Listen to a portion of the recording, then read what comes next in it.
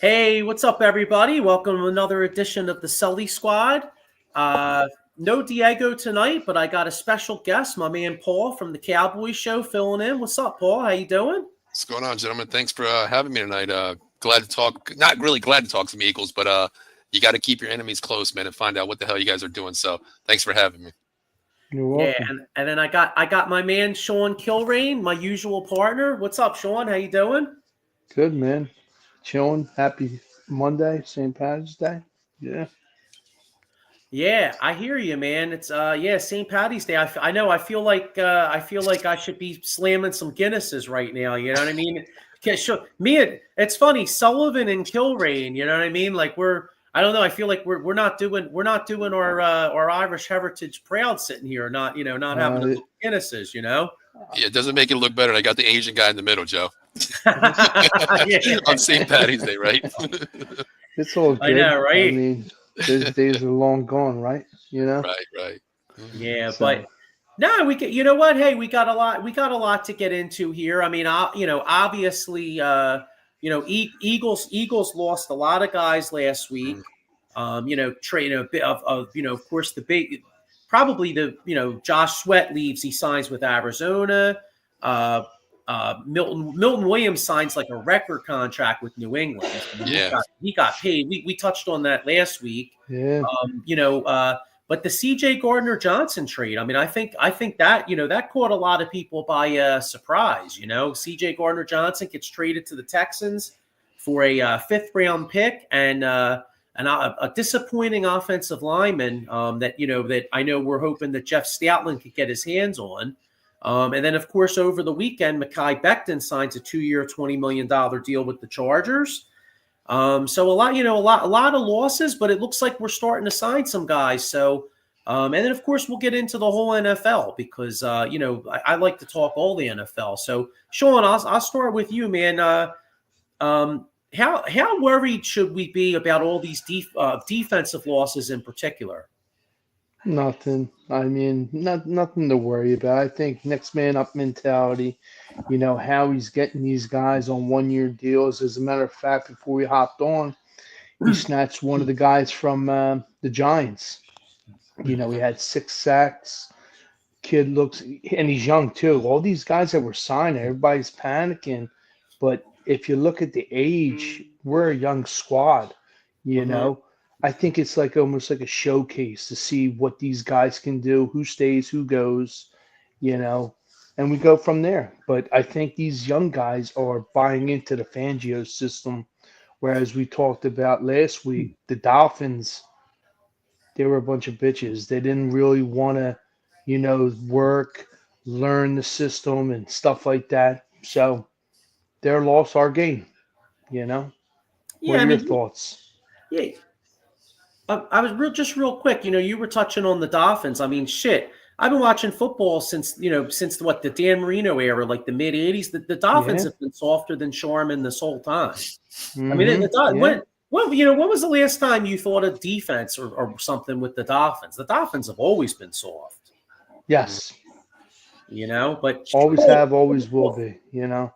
So Paul, from an outsider's perspective, what's your thoughts? I mean, because I feel like the Eagles are not necessarily. I'm not going to call it a reset year like some of the guys on WIP are saying.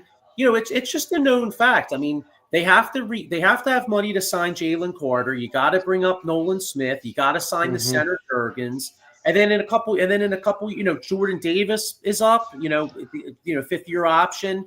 You got Nakobe Dean coming up. Then you've got Quinyon Mitchell and Cooper DeJean in a couple years. I mean, even the great Howie Roseman, when it comes to salary cap, I mean, the money runs out eventually. I mean, even Howie Roseman, has to allocate for this. And I'll tell you one thing I think is brilliant what the Eagles are doing. It's so smart. Look, for example, they bring Mekhi Becton in last year, right? 1 year deal. He reestablishes himself. He has a great year. Now, a lot of people wanted to keep Becton, but they couldn't. Well, guess what? Becton leaves. They get a fifth-round compensation pick in 26 for him.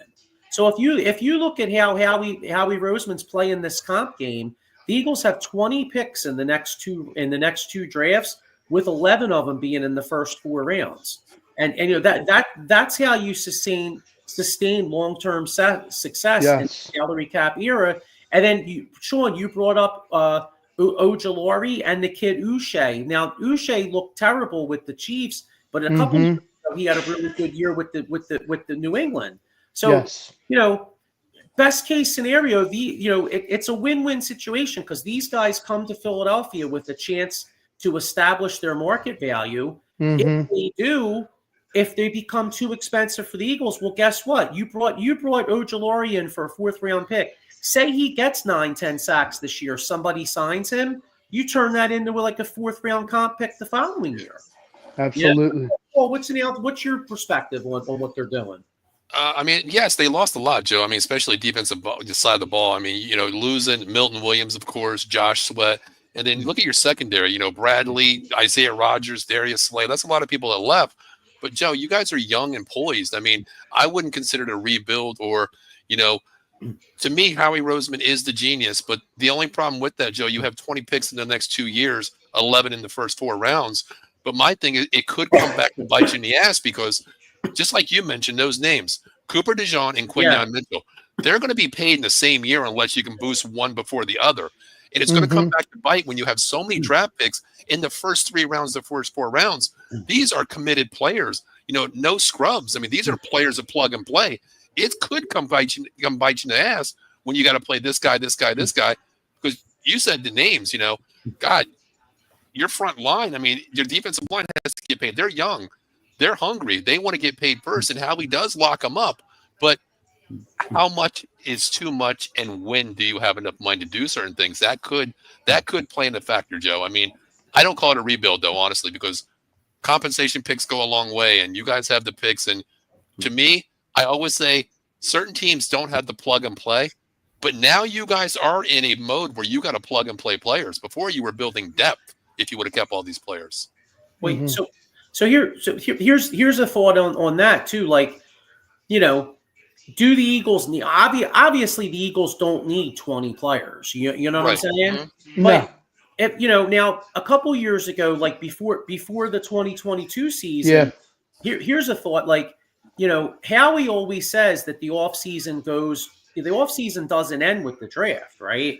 So look at the first time the Eagles went out and got C.J. Gardner-Johnson. He traded like a 3rd or 4th round pick right before kickoff. So there, it's good to have that ammo because the Eagles are sitting there at 32. Say there's a really good young offensive lineman or defensive tackle that slides down to maybe like 24, 25. Well, he may package a few of those picks to move up 7 or 8 spots. To target a certain guy. You know what I mean? And that's smart if he does that, Joe, because, I mean, use a package deal. Use your compensatory picks for this year and next year, package them up. Just like you said, you're not going to use all these picks, put 2 or 3 together and move up quickly to get that player. You can move, say you pick 32, hell, you can move back into the first round with a couple 2s or a 3rd next year. I mean, people are willing to do that. We've seen so many draft picks in the last 2 or 3 years. Look at the damn Kansas City Chiefs. They moved back up in the draft to get Patrick Mahomes, and they only gave up a 3rd and a 4th round the following year to do that. Just move up, 4 or 5 spots to get up there. Howie can do that. He has the assets to do it. And man, that's what scares me with your guys' draft pick, because you guys can come back and get a nasty player in the draft in the first round just by moving up. Well, this just in, Lane Johnson just reworked his contract. Okay. So that helps out the team, like what Joey was saying. And Hmm. yeah, these guys are just built on a mission. They're young, they're hungry, Yeah. just like you said. And to bring up your point with draft picks, look at the 32nd, 32 pick, Ravens. We traded with them. Who'd they get? Lamar Jackson. Exactly. Right. Yeah. And we ended up drafting Dallas Goddard. And I mean, it goes on and on. I think, like you said, Paul, I think this 32 pick is going to be traded. I see it. I seen it in Hmm. a mock draft that we trade with the Bears. I don't know how, I don't believe all I say, but it would be nice because they're rebuilding. But whatever we can get, I'm all for it. Like you said, Yeah. because Howie's Agree. the evil genius. Well, like, Yeah. I hate saying it. I hate saying it. Yeah. well, yeah. I mean, you brought. I mean, I brought up the possibility of trading up in the first round, but yeah, like you said, like there, it's probably like as just like the 2018 draft, it's just as likely they may move down. Like for instance, Hmm. say the Giants sitting there at number 3. Say Yeah, they don't go quarterback early, and say like the kid from Mississippi slides a little bit. You know what I mean? Like you may see a team that instead of taking a quarterback in the second round, they want to move up to that 32nd spot so they get that 5th-year option. And then the Eagles, okay. I mean, who knows? Like the Eagles could actually trade down, move down 12, 14 spots, pick up an extra pick, and then you have even more ammo to move up and Yeah, down. You know what I mean? So like it's Yeah. pick your poison. You're right. The, um Chris Rapizzi with a comment here. He says, "Dogs will run wild." Okay, yeah, that's the Georgia Bulldogs. Zach McDevitt says, "Great franchises let solid mid-round draft picks walk to get overpaid by brand franchises like Arizona with Josh Sweat. It's about staying good long term." Side not Sully. What's up, fake? What's up with the Faquan jersey? Oh, the Faquan jersey. I don't know. I think it's pretty cool. you mean Shayshawn? Yeah. Shay Shayshawn Sean. Barkley. Shay Sean. Shayshawn. That boy Shayshawn, he could play. Joe, let me ask you guys a real quick. What was the biggest disappointment in your releases this year? To me, honestly, it was Becton. I mean, for $10 million, $20 million for 2 years, that was a piece that you guys needed on this offensive line. I know Stoutland University can plug and play players. He can get a guy from Wawa, bring him in, and he's an all-pro. I get that. But to me, it was Becton. Who do you guys think it was? Milton Williams or, maybe a Becton? Who do you guys feel? I mean, at first to me it was like Becton, like I said last week to Joey, but then there was a good stat that Steen is 4-0. Hmm. He protects, he's solid, he doesn't give up that much, but to lose Becton, just to see what he brought to the table, to be like almost like a first round Yeah. injured draft pick, and then Stoutland you just brings him out and he becomes a guard slash tackle, which is pretty hard for a guy to do, but he conquered it and he did it, and props to him. But yeah, I would say Becton. Hmm. Okay. Yeah, I agree. I would have loved to have kept Becton, but the thing is, though, I mean, you know, for his Next man up mentality. for as good as he was, I mean, 10 million a year. They do have to. It's obvious they're having cash problems. You know what I mean? There's a reason they're doing this. And then, Sean, you sent me a stat that the Eagles averaged like 35 points in the games that Tyler Steen started. Yeah, So as good as Becton was, and I hate the thoughts of losing him. If you're still scoring 30 some points, like I guess the other 4 guys should be good enough to hold, for Steen to hold down that position. You know what I mean? Sure. oh, absolutely. Like the guy that I'm high on, and I hope he gets his due and gets some play rep is Trevor Keegan, 6'5", 308. He's got quick feet, but now with all this shuffling the O line, Stout and Liu, I think it's a next man up mentality. It's going to be audition, but I think Steen's locked in for that position. How do you feel about Kenyon Green coming in from the Texans? What's your voice on him? Mm. I think like Joey said earlier, I think he's going to work out the kinks. see what best fits him, where he needs to go, and if he's a solid backup, I'm good with it because, like Stoutland said, all my backups I treat like starters, not backups, which is awesome because it gives you that mentality. Like when you go in, you know your assignment, you know what to do, and are you kind of nervous or whatever? Yeah, but he prepares you for what you got to do. Yeah, I was looking at his stats. He actually played 3 out of positions plays last year. I mean, he played right tackle, moved over to the left side. Started 2 games over there as well on injury wise. But he is a player. He's a utility player. He's not afraid to learn different spots, and he's with the best O line coach out there. Stoutland can make him into something, and that's incredible when you treat your backups like starters. Because Sean, you already said it 10 times. Next man up, and that's what he believes. That's what you guys believe in. I Yeah, mean, I think it's a solid pickup because you really didn't pay anything for him, honestly. If you think about it. true. Yeah. Well, the other thing is too. I mean, pick him where they pick. It's going to be best player available. So I Right. mean, Yeah, Eagles could go safety. They could go D line. I mean, shit. it's There might pick your poison. I was gonna say there could even be a young offensive lineman there. Maybe there's a guy that could play that maybe is a right tackle that you could play at right guard for a couple years and then you groom him behind Lane Johnson. You know what I Yeah. mean? So this isn't Eagles related, but Paul George is out for the season. That came out. Oh, I'm done. I can't do the show. See ya. I know, right? Yeah.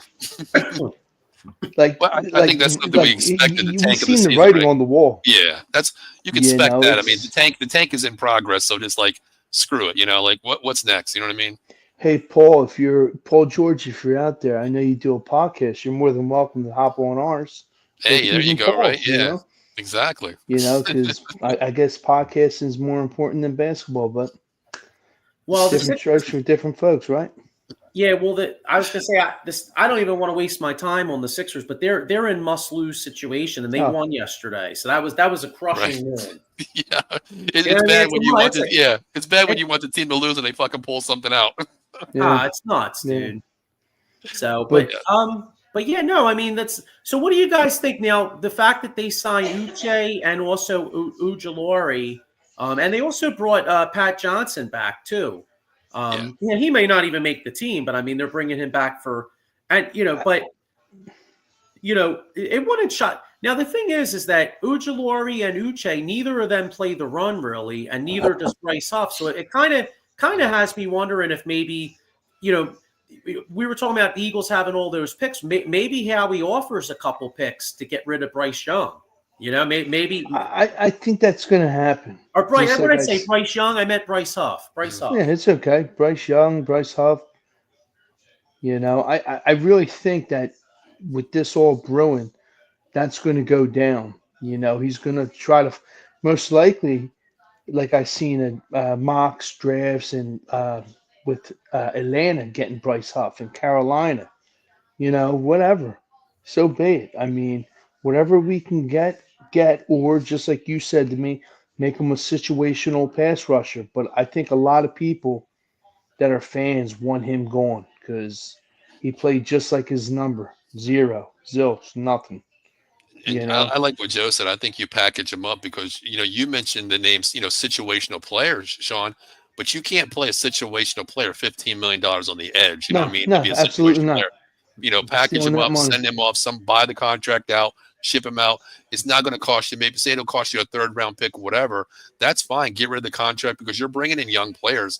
I want to ask you guys a question. I mean, being an outsider, I hear this Dallas Goddard rumor. I hear all these things about that. Now is something on the wall here. Now these guys aren't scrubs; they're not slouches. But Kyle Green, of course, and then you have Harrison Bryant coming over from the Raiders, 2 tight ends that you signed this year in the free. Are they practice squad players or are they coming up? Because you still have what's the name? Cantilleri, I believe, if I'm not mistaken. You got Calcantara, you have EJ Jenkins, and I'm not gonna butcher the Samoan dude's last name, but you have him. So the Samoan dude and EJ Jenkins were on the practice squad. Okay. But as far as Calcaterra, he made the active roster. EJ Jenkins started like 1 or 2 games. They were high on him before I think he got injured.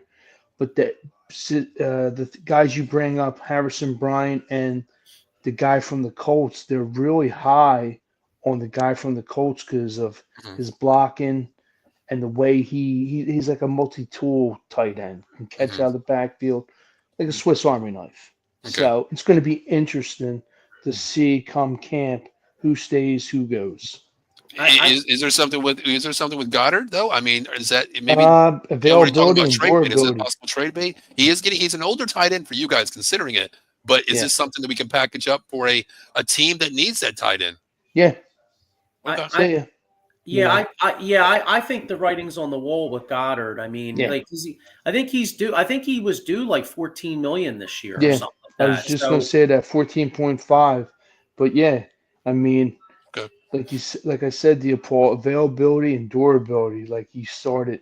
I'm not. I don't know the years, but he played 15, played 12, 10, and kind of Yeah. dwindled. I think he played 10 this year. So, but when he's on that field, with all due respect, he shows up and shows out. But he's not durable. You well, know.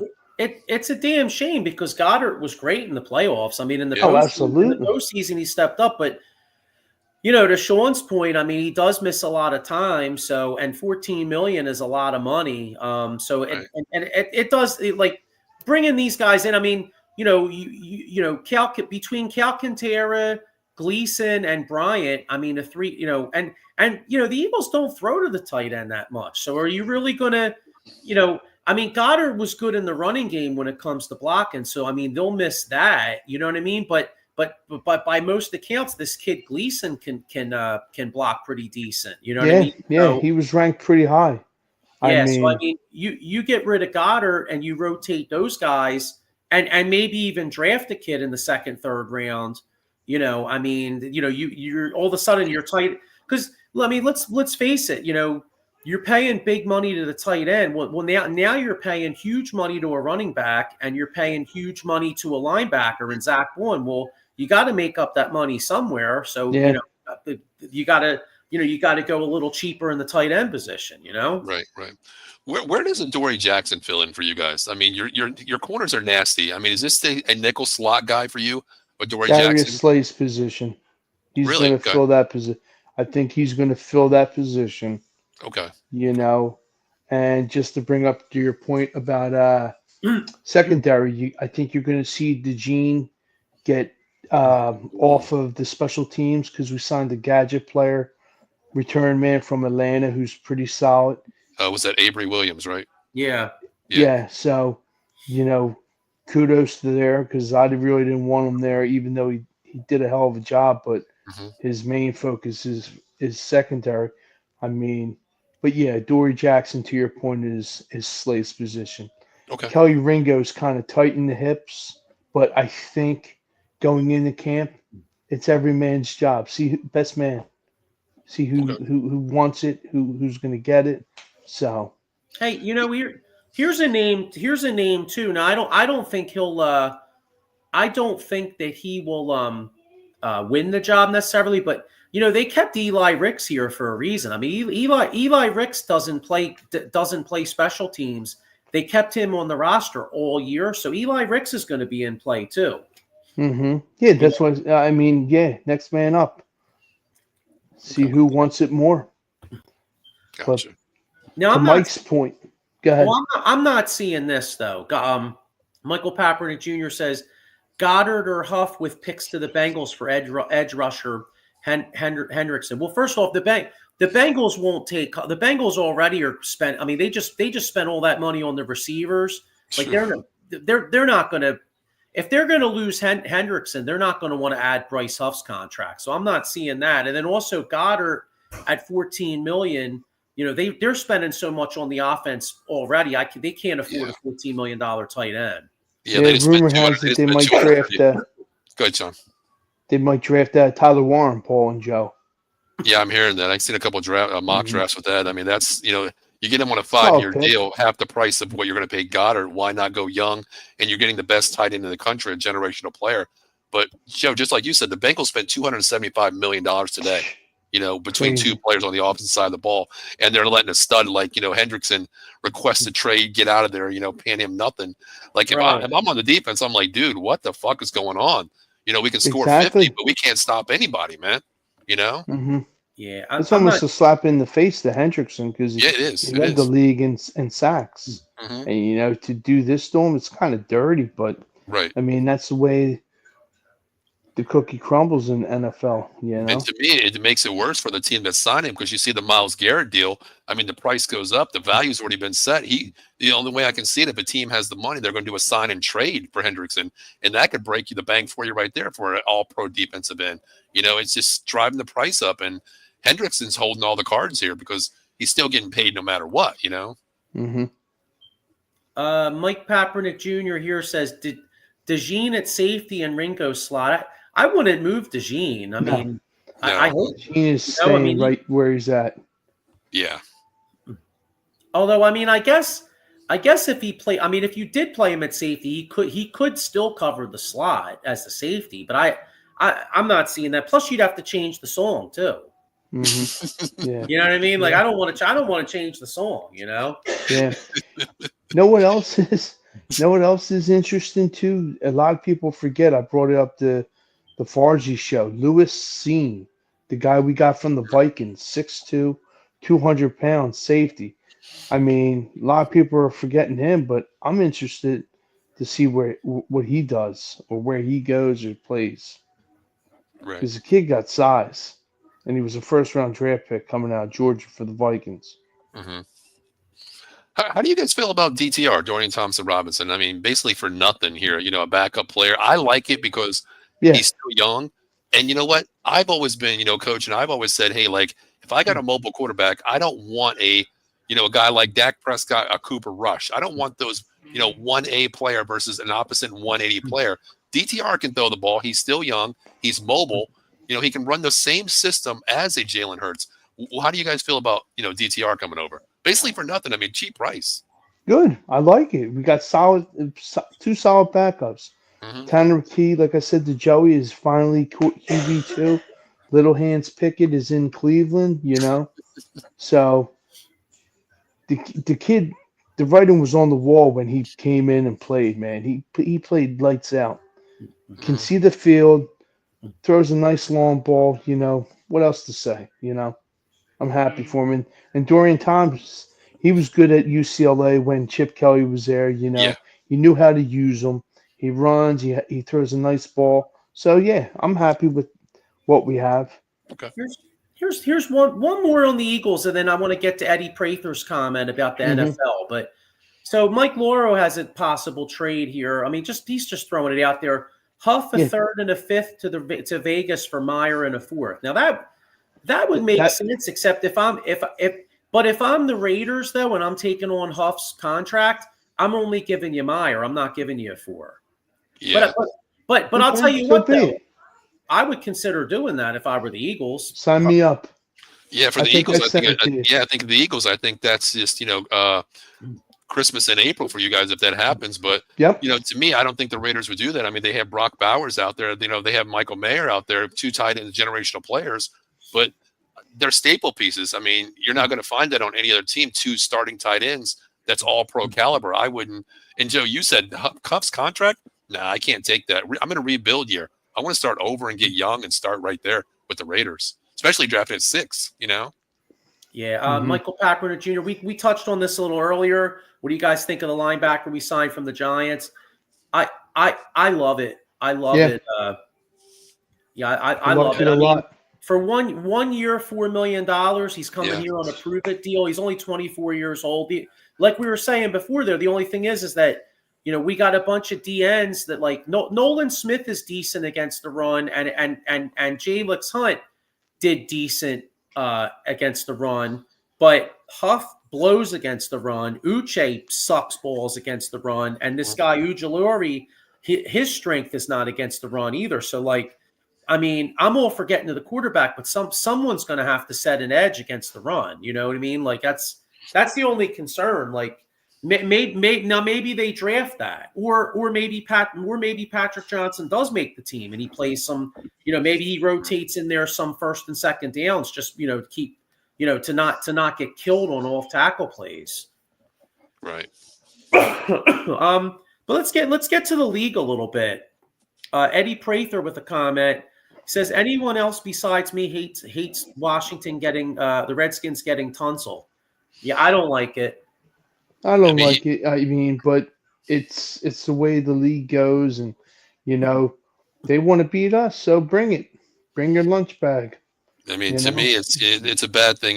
Me being a Cowboys fan, you the Eagles. Eddie's actually a Cowboy fan too. I mean, when you got the money, you know what I mean. You can build your roster, but one man is not going to bring the commodity and scheme on you. One man's not going to do it all. But Tunsil is a hell of a player. I'll give you that.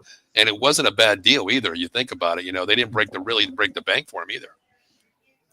Yeah, the only thing about Tunsil I still think Tunsil's a top 10 left tackle, but yeah, he did have a lot of holding penalties last year. Mm-hmm. Yep. So I mean, here's hoping as you as a Cowboys fan, as us and Eagles fans, that here's hoping that somehow maybe he's losing a step. Keep on holding, baby. Yeah, he did struggle against the elite pass rushers on that end over there. I mean, there was one game he gave up 3 sacks, and it was just okay. Well, players with a good bull rush or a swim move with, finesse speed, he does struggle with that.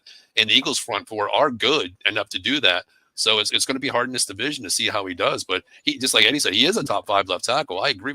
I throw top 3 except for the holding penalties. Yeah.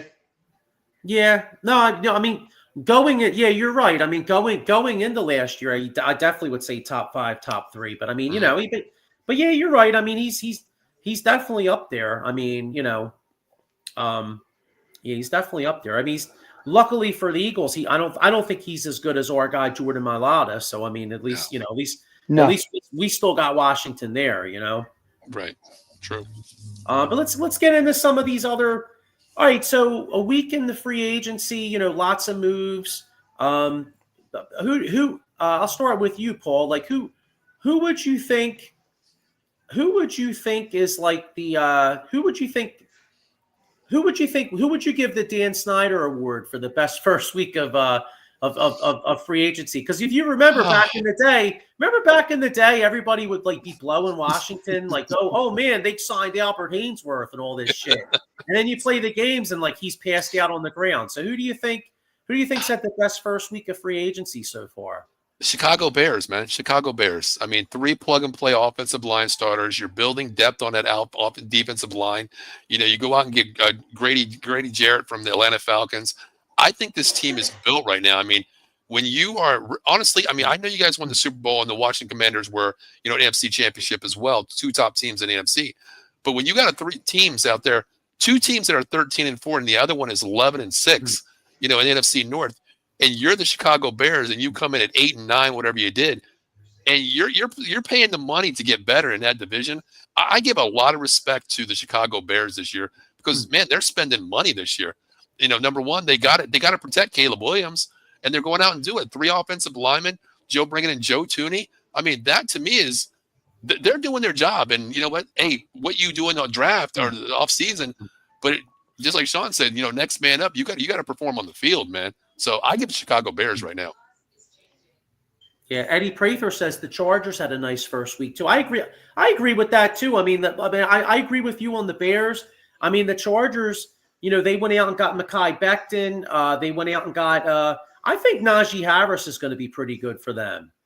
I don't know. I think he's washed up, Joe. I mean, watching him, I get a lot of Pittsburgh games up here watching him, and he's underperformed to me. I mean, the Pittsburgh Steelers don't run the ball anymore. So, I mean, when you got goodness gracious, the backup, what was his name? Warren, I think Warren is the backup up here.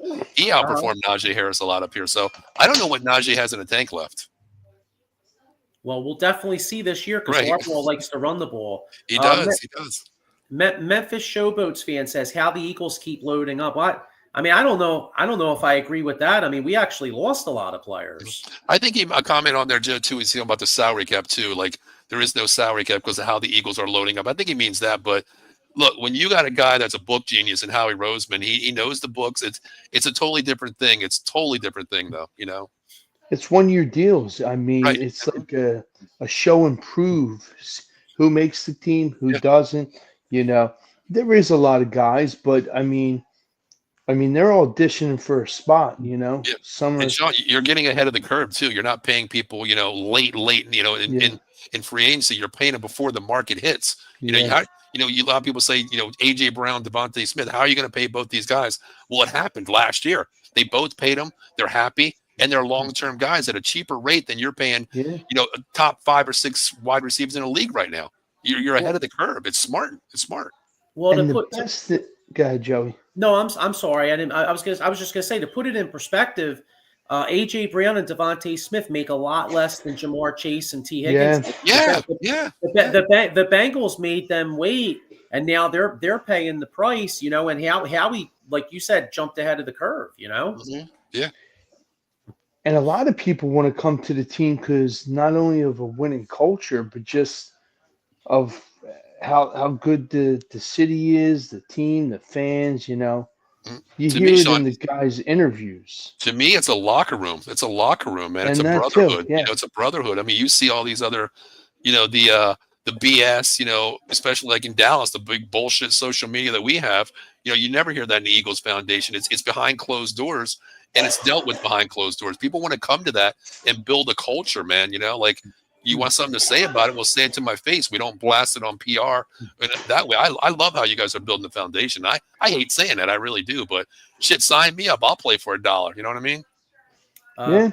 Mike Packard Jr. says, what are the odds of Howie making a trade in this year's draft with all those picks he has in next year's draft, with 5 in the first 100 and 3 third-rounders picks next year? I don't going down. I think they're definitely going to make moves. I mean, Howie definitely loves to make trades, and like we said before, like they do have to replenish some depth on this team, but they don't need all those picks. So I think it's a really good bet that he packages a few of them for certain, for specific targets. You know what I mean? Like last year's draft, like when Cooper DeJean slid down, Howie immediately got on there, moved up to get Cooper DeJean. Like, this year, you don't know. Like, if say teams fall in love with a couple of these quarterbacks, and a defensive tackle slides down or something, or somebody good,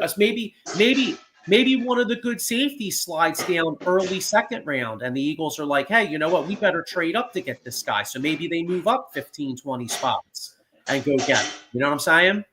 What one position would you guys move up for, being at 32? Say if you want to get to that 20 spot, what would you guys give up, and what position would you go for? Knowing that there's a lot of defensive holes to fill. What would you guys give up, and how far would you move up for what position? Well, it's hard to, position, it's hard to say, because I could say, say there's a really good right tackle that can play right guard. You might want to move up for that, right? Say there's a really good defensive tackle, you want to replace Milton Williams. Or here's one in particular, safety. Because right now, you just traded C.J. Gardner-Johnson. Say you love the kid from Georgia. Maybe Malachi Starks. Maybe you love the kid from Georgia, and maybe you got to move from 32 to say 25 to get him. Mm-hmm. And with having all those picks, maybe you parlay a few of them to move up to 7 spots to get that kid. Okay. Yeah, Malachi Sparks. I think he's the second-rated safety in the draft to me. I like the way he plays the ball hawk. He's a big physical guy. I think he should be right around your area. But if he's what you're targeting, hell, package something up and move up 4 or 5 spots to grab him. It's not going to hurt you with all your draft picks. Give me the kid Graham from, if we're talking moving up, D tackles, the kid Graham from Michigan. Yeah. Grant, all those kids, they can play. I agree. So, Michael Pappert Jr. says the Steelers better sign Rodgers or Russ with all that offense. If they go Rudolph, the Steelers done bump their head. You could tell though, with the amount of money that they signed Mason Rudolph, they have no intention of him being the star. I think he signed for $4 million or something like that. So yeah, $4 million. They're going to get somebody. Yeah. They're going to get somebody. They may even draft a guy, but I don't know. I got a feeling that Rodgers, Rodgers is going to wind up there. I think he's just. The rumor is where they're saying he's waiting out the Vikings. Yeah, it's down to the Giants, the the Steelers and the Vikings. I think the Vikings is the best suited team for him, the weapons that they have. But then again, the only issue is the Pittsburgh O-line. Do you really want to go to a place coming off the Achilles where you're going to get your ass kicked? He's not a mobile quarterback anymore. Russell Wilson ran for his life a lot of plays. So I don't think he goes there, but I think the Pittsburgh Steelers have learned their lesson drafting a QB and throwing Pickett into the fire. I think they learned their lessons with a rookie quarterback. I think they do go out and get a veteran. See, they now, have to. The Vikings make sense for Rodgers, but I'm not. But I don't understand. I don't understand Rodgers for their perspective, though. I mean, like the whole point. Like the Vikings spent a shit ton of money, in free agency. They brought in. They're a team. I think, by the way, had a really good free agency so far. They went out. They go out and get Jonathan Allen. They signed an offensive lineman to help their offensive line. Who was it? Hicks, I think they signed. Yeah. Okay. Yeah. Then they go out and they get Hargraves, right? All right. So you could bring Aaron Rodgers in, and I get maybe you're nervous about McCarthy because he's in his first year. But isn't the whole point of having a young rookie quarterback is so he can play, so you can you see what he's worth, see what he is about. Not just that, but you want to try to win when you got your guy on the rookie pay scale. Exactly. You go and sign Aaron Rodgers. I mean, unless they're only giving him a 1-year deal, but then that's 2 years that you had McCarthy sit. He only gets 5 years. You know what I'm saying? Yeah. He's got a 5-year rookie contract. Right. New England's the team for me that kind of upgraded too. Right. Okay. Except for I think they're going to address, and I think they're going to trade up for a wide receiver, veteran or rookie. I think that's where McMillan goes, honestly. I mean, I think they go, tournament McMillan from Arizona. I think they do get that weapon to be in the Patriots. Yeah, he had a good pro day today. Yeah. Mm-hmm. Where do you guys see Jameis Winston going? I mean, is he into play for one of these teams? I mean, he's a gunslinger. You think he's going to stay? You think he's going to sign with the Giants? Okay. Yeah. Giants. Okay. Well, I mean, he was there today. Yeah. Mm-hmm. He was there talking to him today. I mean, Jameis Winston, it could be Pittsburgh too. You know what I mean? I mean, honestly, it could be any of these teams. I mean, really, everybody, it looks like Aaron Rodgers, basically, like Mike Packard Jr. says, he's in his cave. He's in his cave in the dark smoking. You know what I mean? Because he's making everybody wait. Yeah. I mean. And you know what, Joe? That's a perfect thing because Tomlin is a no bullshit guy. It's my way or highway. I can't see Tomlinson, saying, "All right, hey Aaron, we're having a team meetings tomorrow. Show up, 4 a.m. Mike, I'm still going to be in my black room, sitting there, doing my meditation." I can't see Tomlinson and Aaron Rodgers being on the same page, man. I just can't see that, Yeah, like I think Winston. See, I think if Rodgers does go to Pittsburgh, then I could see Russell Wilson going to the Giants, and then I could see Winston going. Winston probably would make sense in Minnesota because, like Eddie Prather says, JJ McCarthy is coming off a major injury. Well, Winston could be a good bridge quarterback for him. You know what I mean? So say McCarthy's not 100%. You put Winston in there with all those weapons, at least he has some experience, and then Winston could just slide back into the role of backup when you play McCarthy. I think that kind of makes a little sense. Listen, I'll tell you, I just hope Jameis Winston doesn't sign with anybody. I hope he comes down to my land down there because we have no fucking quarterback behind Dak Prescott. Yeah, we have one quarterback on the roster. That's Dak Prescott. That's it. You know what? I feel like he makes sense for you guys too. Mm-hmm. Yeah. So speaking of Dallas, what's your thoughts on their free agency so far?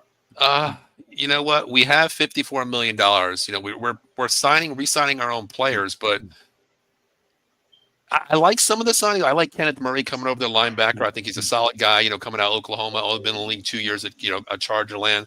I think he's a good solid pickup. We are signing players, but we're not signing the right players right now. We're not signing key position players. We're building a roster, but we're not putting a team together because honestly, I don't know what Schottenheimer is going to do. I don't know what Eberflus's system is going to be. I have no idea until I see it in OTAs and spring ball. I have no idea, but You I got didn't. I need Miles Sanders, baby. You're going Yeah, that's places. what I said. I'm going to the Super Bowl, baby. I got Miles Sanders in my running back here. You know that he could be. I mean, him and Javante Adams are.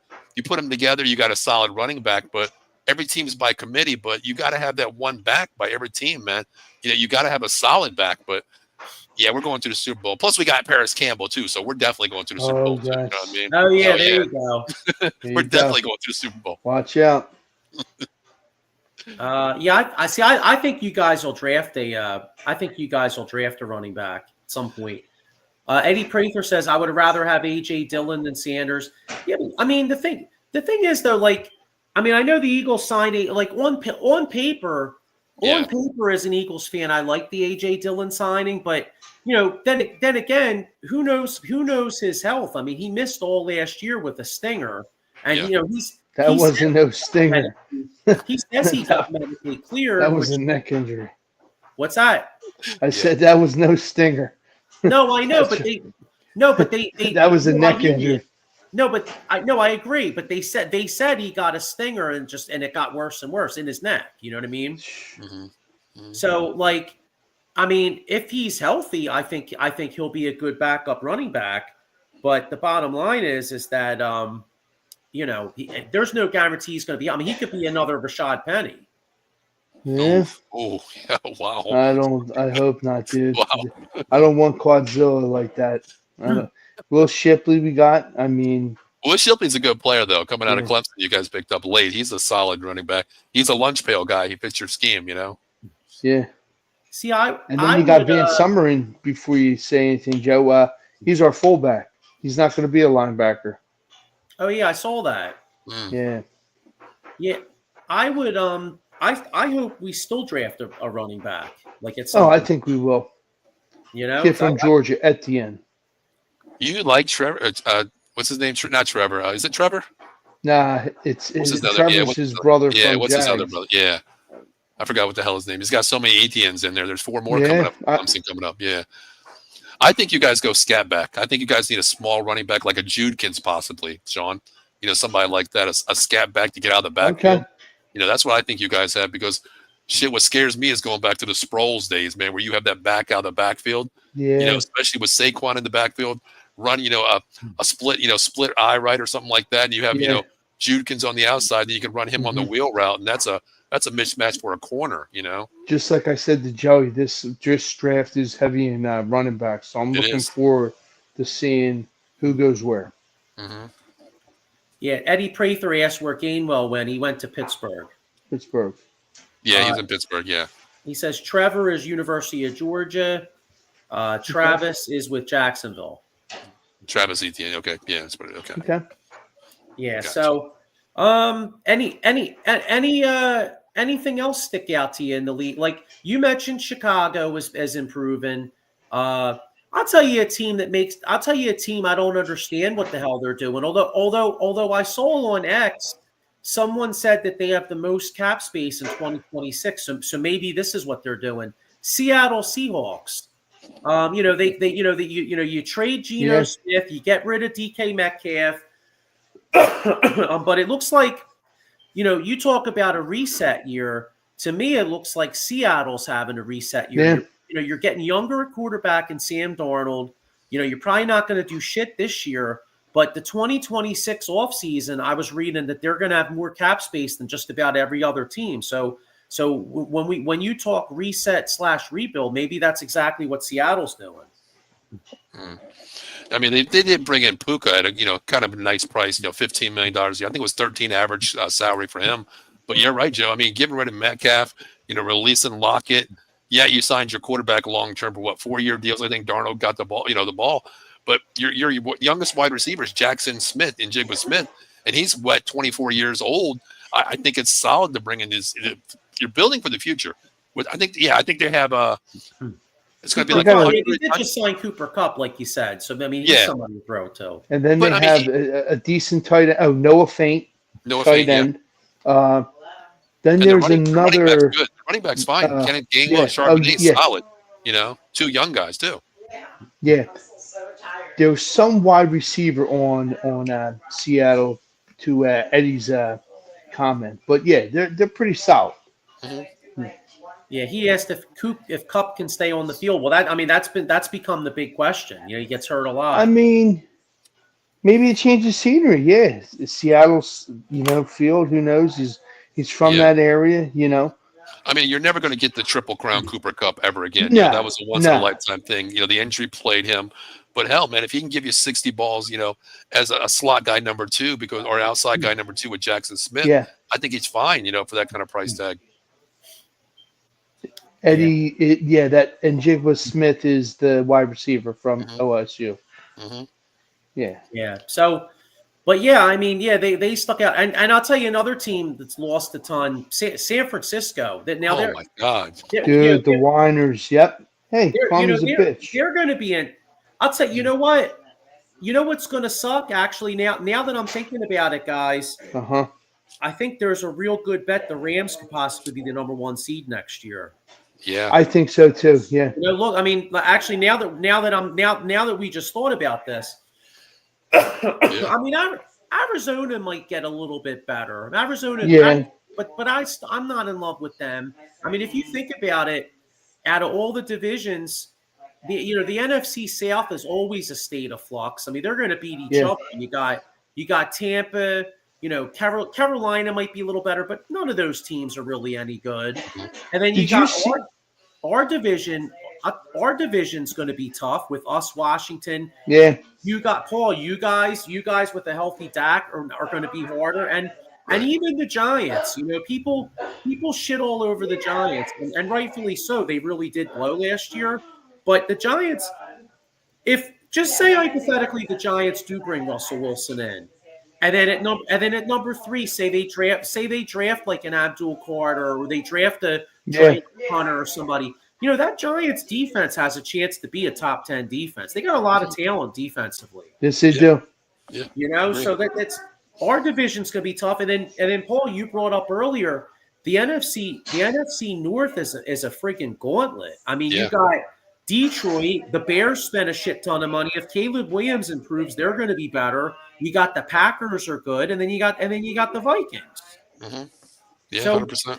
Which leads me to think that the fucking Rams playing a division with Seattle where you don't know what the hell they are, Arizona, who's okay, and the Niners are definitely probably going to take a step back. The Rams have probably the easiest division out of the whole conference. And Joe, I agree with you too. I mean, one play away from getting to the Super Bowl against you guys, could have went either way. And they only got better. They signed their nucleus and they brought in Devontae Adams. Another wide receiver out there.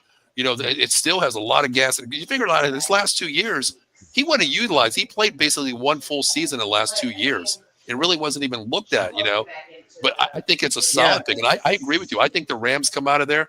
And even though I think you and the Rams are pretty much, to me, 1 and 2 still right now, to me, going into early preseason, I give schedule wise, I give the Rams a 1 seed because the Niners may be an 0-2 team versus the Rams. The Cardinals, who knows what the hell they are?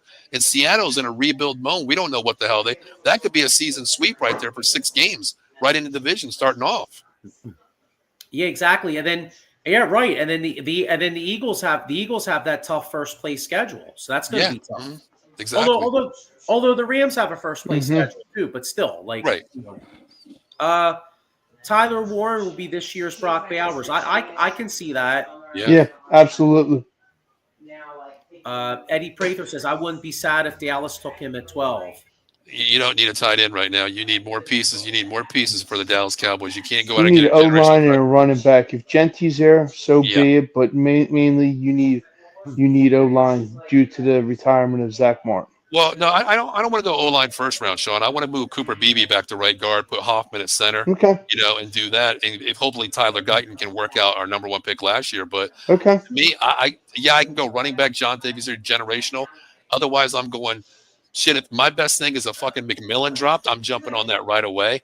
Or what about the Ibuki kid from Ohio State? I don't think he's a top 12 player, Sean. I really don't. I think he's late round. Either him or like a Luther Burden or Golden out of Texas. Someone like that. I can't take Bouquet at 12, though. No, I can't. Okay. Too early for me.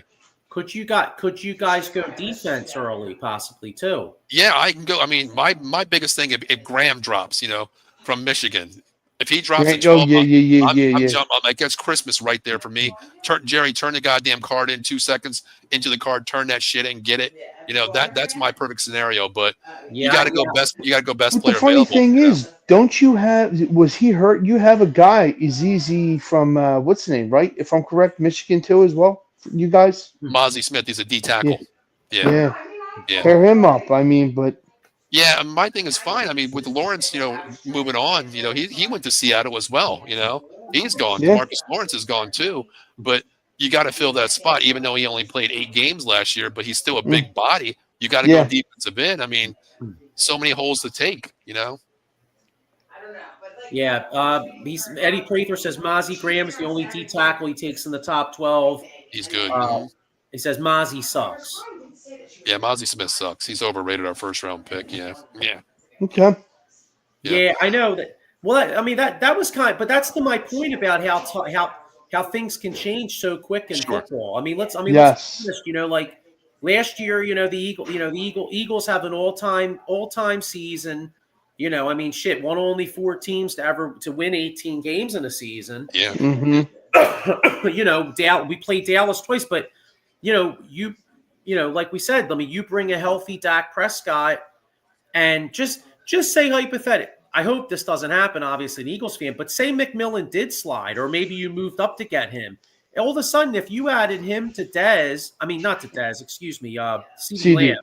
Mm-hmm. If you added him to CeeDee Lamb, you know what I mean? And then say you draft another runner, second, third round, Mm-hmm. You have the offensive line. Like you guys are in contention again.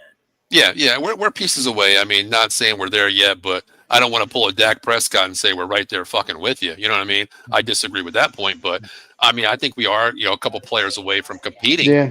not solidifying division, but I think we can compete if we get some right pieces. Yeah. Well, look at this time last year. This time last year, we had no idea the Eagles had a good defense, right? We were coming off an epic collapse. Right. And then next thing you know, a month later, they draft Quinyon Mitchell and Cooper DeJean, instant impact.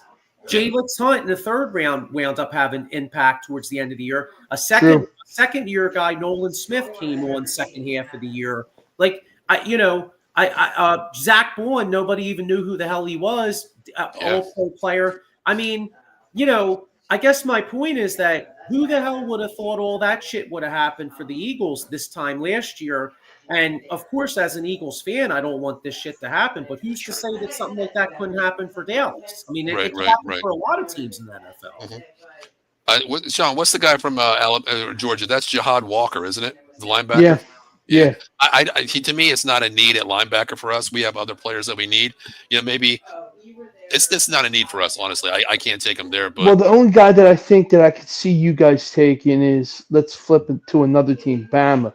Bama Williams, I believe, from Bama, linebacker. He's pretty solid. He would fit very well for you guys. Yeah, he's a run stopper. He's a plug and play guy. He controls the gaps. I like him too. I would take both players, but to me right now, I got to fill that wide receiver need. I got to fill the running back need. I got to fill my DN need.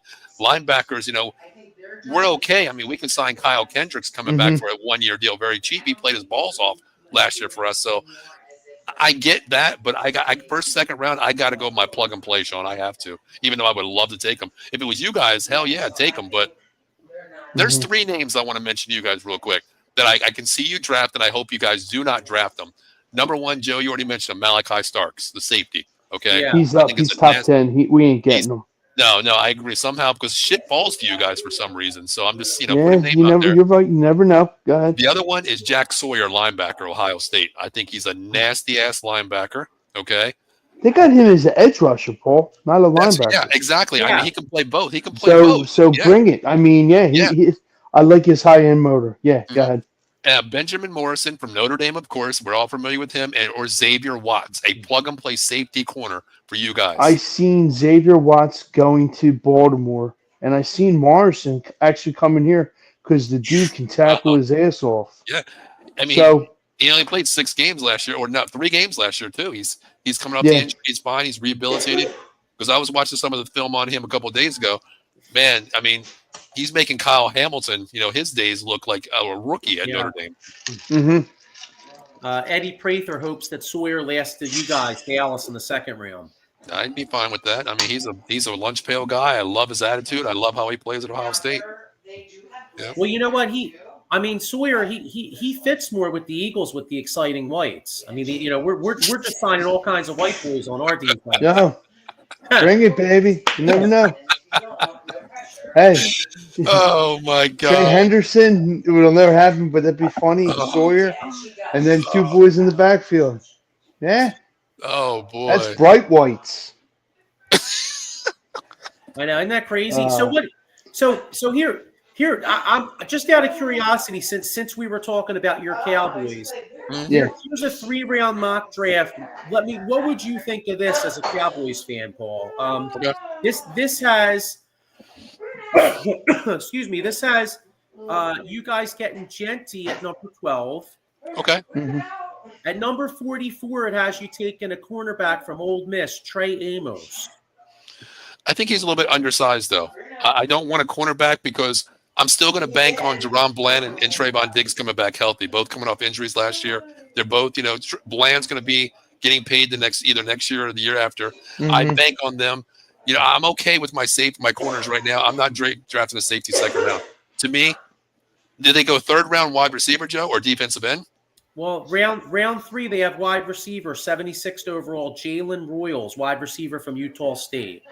I don't want to go there. I'm either going to go Luther Burden or Missouri. Golden. Yeah, I want to go one of those guys. Missouri or Texas. I want to go one of them. Yeah, well, you mentioned injuries, and when a football team has an injury, they have to have next man up. When you have an injury, you got to make a phone call.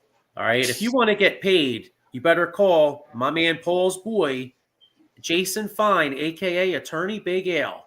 Motor vehicle accident, slip and fall, workers' compensation, or like I said, personal injury claims. He's got 3 offices throughout Pennsylvania, New Jersey, 1 in Philadelphia, PA, 1 in Cherry Hill, and 1 close to your neck of the woods out there, Paul, in Pittsburgh. And then I got one more here while we're on the subject here. Make sure you check out the we got shows for everybody here. I mean, obviously, this is a Philadelphia themed show because Sean and I, of course, are big Philadelphia sports fans. But as you can see, we like talking the whole league, and so make sure you check out all these shows. You usually, not this week, but usually we have a Commanders Gridiron, and us as Eagles and a Cowboys fan, we hate them. So check out how your rivals are doing. Exactly. Make sure you check out the shows. So yeah. And I tell you, Joe, this Thursday, man, Dan and I are going to be talking about the NFC North, that powerhouse division. So that's going to be something to talk about, coming up this Thursday night. That's a division I've been waiting to talk about. Yeah, Michael Packard Jr. We talked about. He says Howie has ammo, 20 picks total between 26 and 27 drafts to trade up in the draft. Absolutely. I think that's what we're doing. And then we touched on this earlier. Eddie Prather says Golden is undersized. So, but the boy can run. He can run, though, man. I mean, he runs great routes. Yeah, he's a gazelle, man. He's a gazelle. I'd take him. If he drops that good to me, I'll take him. That's fine with me. He's almost like you're worthy for you. Exactly, Xavier Worthy. Exactly. Yeah, that's what he's compared to. That's what he's compared to. Yep. Yeah, Foster Covers with the bear down. Yeah, we gave you guys props earlier, but I'll tell you what. I mean. I think they're being pretty smart because the time for them to strike is now while Williams is on the rookie deal. So they went out, they solidified the O-line. Yep. They have them some weapons. I think they're a good bet to draft Genty if he's there. I think he makes a lot of sense for the Bears. I think it's either the Bears. I mean, they have Swift still, but I think it's either Genty either goes to the Raiders. Oh, the Raiders make sense. Raiders, Cowboys. Yeah. Yeah, that's all I could see. And let's back to the Bears real quick. How about Scatterbo? Don't forget that kid from Arizona State. I mean, you really look at Ben Johnson. Yeah. He fits the mold if they say, oh, shit, we can't get him because so-and-so got Genty. Yeah. Yep. Joe, I want to ask you and Sean real quick. On the Cowboy show, I was telling Dave he doesn't understand his salary cap, and you guys understand getting ahead of the curve, Yeah. signing players early. You guys understand that. As fans, we understand what that means for your generation. You signing players early. Let me ask you something. Josh Allen extended 6 years for $330 million. Okay. Now I'm not a mathematician genius. That's almost $60 million a year. To me, they set the bar automatically right away because I was telling Dave, man, $60 million a year right now is a top quarterback, Dak Prescott. Okay. In 2 years, it's going to be $70 million. In 4 years, we're talking $80 million. In 10 years, we're talking $100 million for a quarterback per year. Yeah. What do you guys think about getting ahead of the curve? Because I think it was the smartest goddamn move that the Buffalo Bills could have done, signing him till 2030. It is. It's perfect because that's your franchise. The dude is what you want in a quarterback. He's lovable. He's likable. He throws. He runs. He's everything you want in a quarterback. Mm-hmm. And he's proved it. Does he have some bad playoff games? Yeah, but it's going to happen. But as you get older, what do you get? You get wiser. Maybe something changes, but I like it. I mean, I agree. Yeah, I totally agree. And here's one right here. Eddie Prather says Buffalo has a smart GM. Yeah. Totally agree. And I think that who's going to be one of the next guys to get paid. I think is going to be Jalen Hurts. What's he have left? Does he have 3 years or 2 years? Because he signed it last year, right? He signed it last year. I think he signed up through. Let me hear. I'll look right now, Jalen. Okay. But the bottom line is that that's the kind of shit that Howie usually does. Like it wouldn't shock me. All right, Jalen Hurts. You know what? He's only signed through 2028. Okay, I can see that next year getting ahead of the curve. Signing him for 4 years. I don't see a 6-year deal. I think maybe a 4 to 5 year deal. $55 million per year, mostly guaranteed money up front. I can see how he getting ahead of everybody doing that. Definitely good. Yeah, because and then the other thing is too, when you do that, you might be able to you might be able to have him work with you and get flexibility in later years. You know what I'm saying? Right. Like. Because I think the Chiefs just did that. I think Mahomes and Chris Jones just reworked their deals to give them salary cap space so they could keep a couple of their guys, Agree. So, because some of these contracts are getting out of hand, man. I mean, fucking wide receivers making $40 million a year. Bengals signing $275 million for 2 wide receivers for the next 4 years each. It's insane with these damn prices. J.C. Horn got 3 years, $89 million. Then today, Derek Stingley. 33 years, $90 million, man. Wow, for a corner. Well, that's why I'm wondering, like, even as good as how, like, you brought up the problem when you draft guys in the same draft. Like, I mean, I'm hoping he can find a way to keep Kenyon Mitchell and Cooper DeJean. But let's be honest, if corners are starting to get $30 million a year, they may actually have to make a choice between those two guys. And that's a hell of a choice. I mean, he drafted in the same round coming in last year. Who would have thought? Quinton Mitchell, we knew about. We talked about DeJean moving from safety down the corner. But, man, when you got two lockdown corners as young as they are first year as rookies, they're going to get paid, Joe, and that's going to be your downfall. Can you pay both when the market goes up? Yeah, Mike Papernick Jr. says, I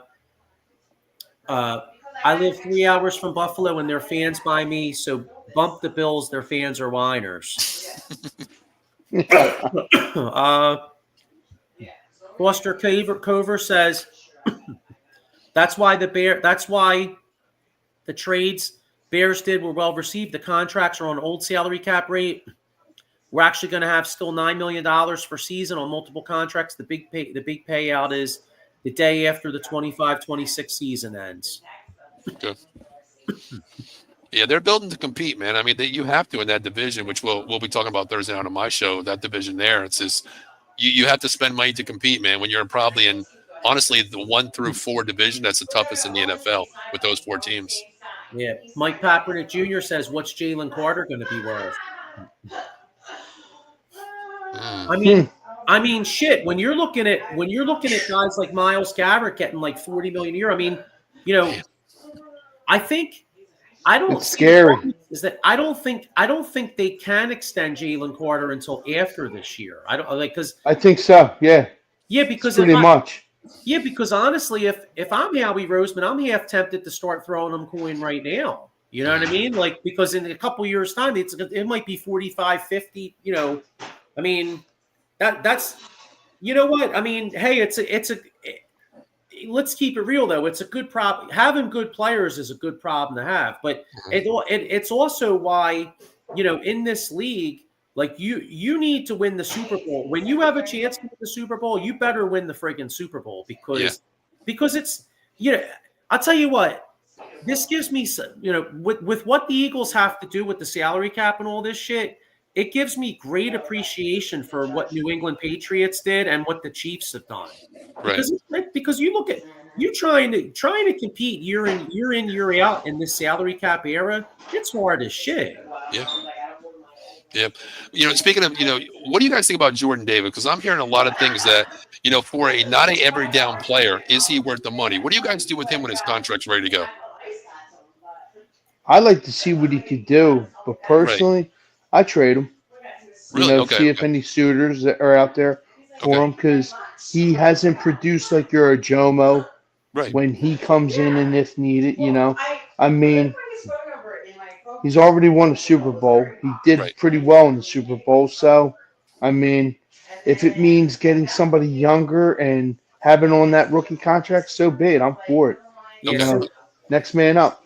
So for me, I mean, I want to see like he came on a little bit in the playoffs. I mean, he had because he really doesn't have much of a pass rush, and he only plays like 15, 20 snaps, and he doesn't play a ton of snaps. Mm-hmm. So like, I think they'll give him the 5th-year option, so he'll be here. He'll be here for this year and next year.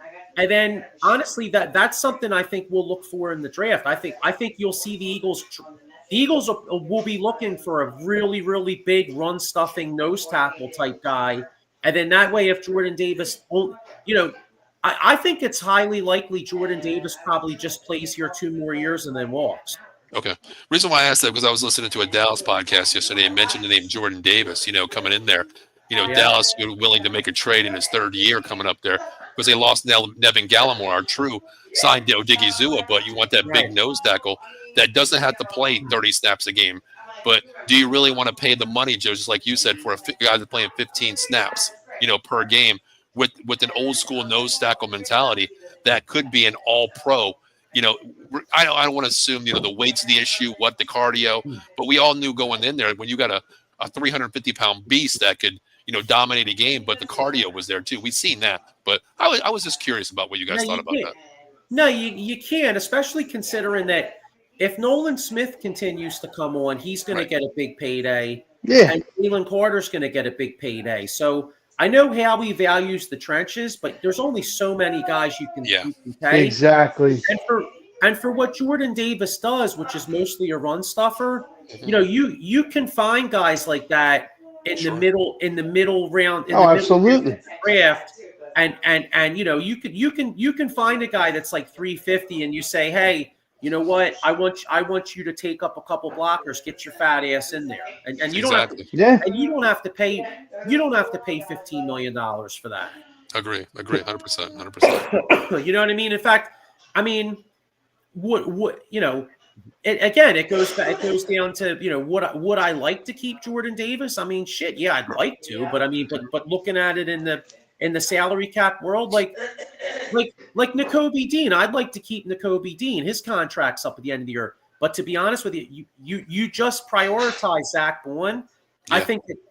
I think it's Now maybe Nakobe Dean can stay because he's had injury problems, so maybe he doesn't get a big contract, so maybe you can keep him. Yeah, move on from him. Well, that's my point. Like, when you're building this football team, you're going to have one guy in Zach Bourne that's paid for a couple more years.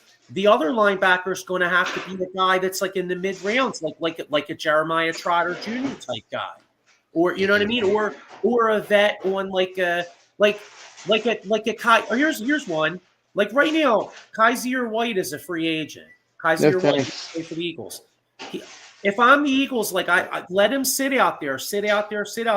If he doesn't really get a big contract, maybe you bring him in on the cheap as a backup, and he rotates in there. You know what I mean? Because Nakobe Dean's coming off an injury, so he may not be quite ready. You might not be ready to just hand the job to Jeremiah Trotter Jr. So maybe you bring in a vet as that says, hey, if Trotter Jr. is not ready for this or Dean's not right, hey, you know what? You're going to start the first few weeks. At least you have experience. You know what I mean? And you know what?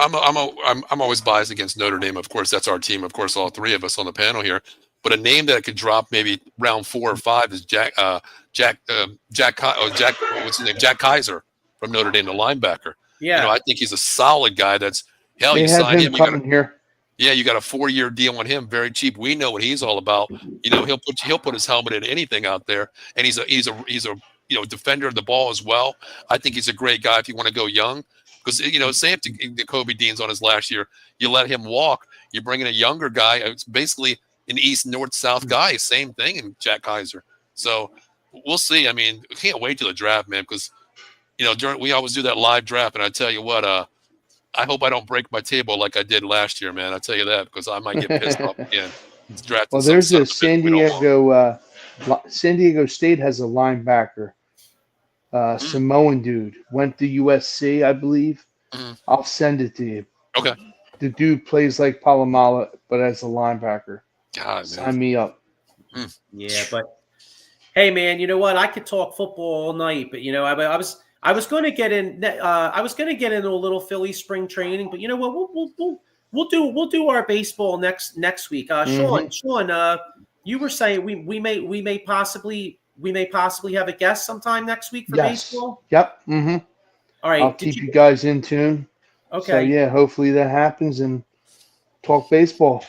All right. Cool. Yeah. Hey, Joe, real quick, I want to ask you something. I know we're not big fans of it. I watch it all the time. I'm going crazy about it, but who's your pick to win everything in March Madness? Oh God, you know what? Who's yours? Mine. I'm gonna go. Since we're on out of the box here, I'm gonna go a team that's playing the right way right now. Just beat Bama. Just beat Tennessee to get to the championship. Florida. I'm gonna go Florida. Their offense is good. Their defense is nasty. When you got a front line 6'11" and above, and on the bench, you guys know they have a 7'7" center, right? Yeah. Yeah. I'm gonna go Florida. That's my team right now. If I'm picking one, I'm gonna go Florida. I'm gonna go Florida. Yeah. All right. Well, I'm gonna Sean. How about you? I'm looking for somebody out of the, like Paul said. I'm looking for somebody like out of the box type team. St. John's, baby.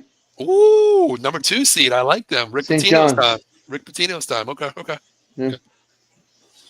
If you're going out of the box, go to fucking North Carolina, a team that doesn't fucking belong, Joe. Okay. I know. I saw that last night. And the commissioner is a part of North Carolina. Is the head of the committee from North Carolina. That's bullshit. 1-12 in the quad 1 win-loss record, and you get in over West Virginia and Indiana. Come on. You know what? I'm gonna go.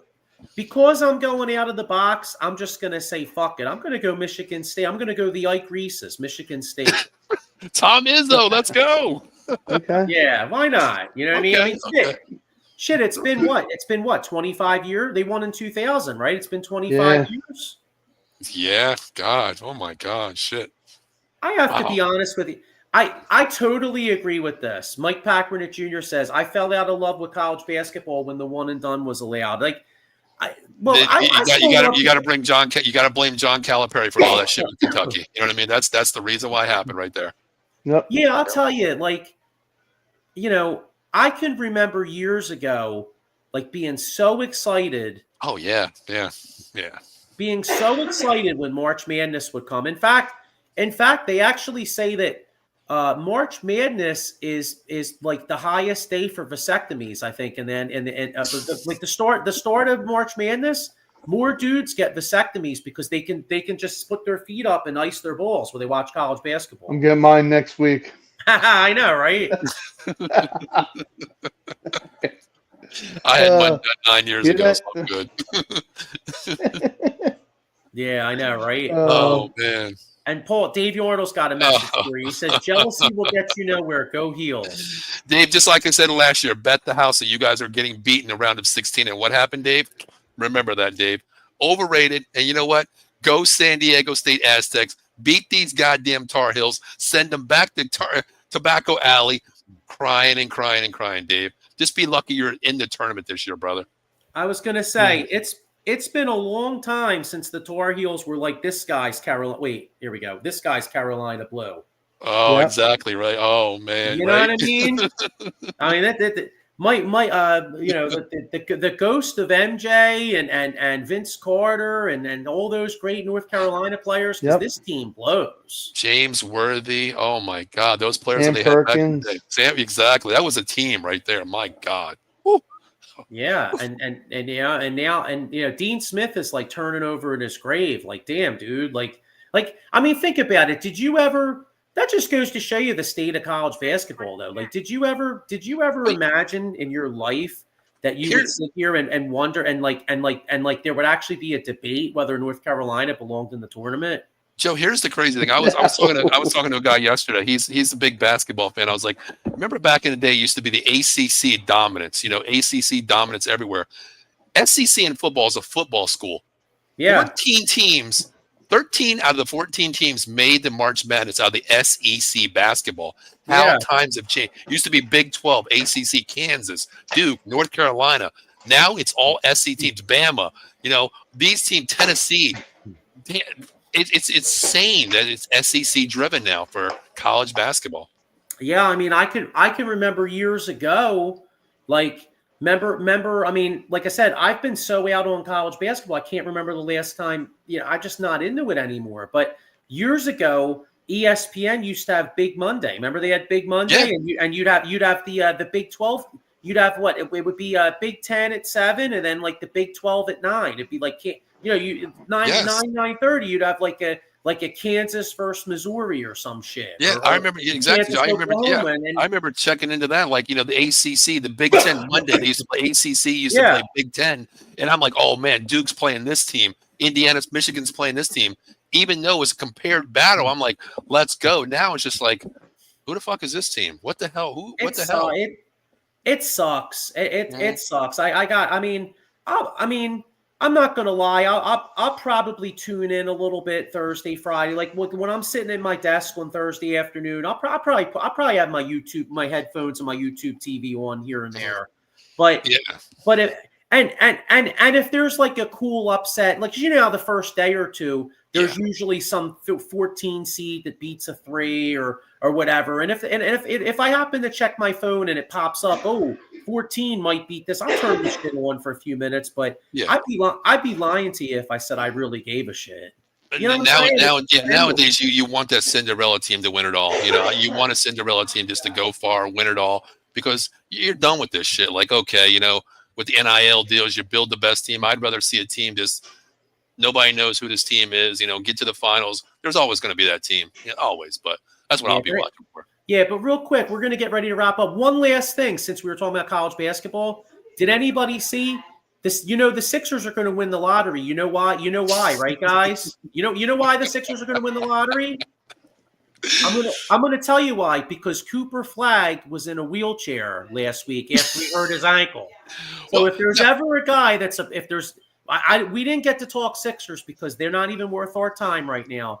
But hoping they tank, hoping they luck out and get the first pick. And Cooper Flagg is a surefire former Sixer because his ass he's already ready for the Sixers. His ass was he's talking to Joel. He's talking to my man Paul George. So let's go. Yeah, like Cooper. Oh my God! The minute he gets drafted, he calls Joel and Paul George. He's like, hey, is this how I work on my game? What do I do? I just get in the chair, they push me around. Bet I got you a wheelchair. Don't you worry. Well, you know what, Joe? I'm glad if Cooper Flagg comes here. I hope he watches the show because we got that guy called Jason Fine, 1-800-HURT-123, brother, in Philadelphia. So he'll take care of you. Yeah, but all right. Well, listen. Well, next week we'll do some Phillies talk. Paul, thanks for hopping on with us, man. I love talking football with you. Thank you, guys. Good luck to anybody out there that's playing college basketball pools. I know I may play one, but I got to admit though, I used to know my shit. College basketball, I'll be like the women back in the day that used to win the pool where they just pick the team names. That'll be me. I might as well throw darts. You know what I mean? Let little Joey pick them. You know That's what? how we'll win. You know what? I'm going to let little Joey pick it. That's a good call. If I play one, I'm going to let little Joey pick it, and I'll show him the mascots and tell him to pick the mascots. I guarantee I'll do better than me. There you go. GG won it from me. Yeah, so, all right, guy. All right, everybody. Hey, we'll be back next week. Good luck on your picks, and we'll see you. Take care. Oh. What did I hit the wrong? Oh, what did I got to hit?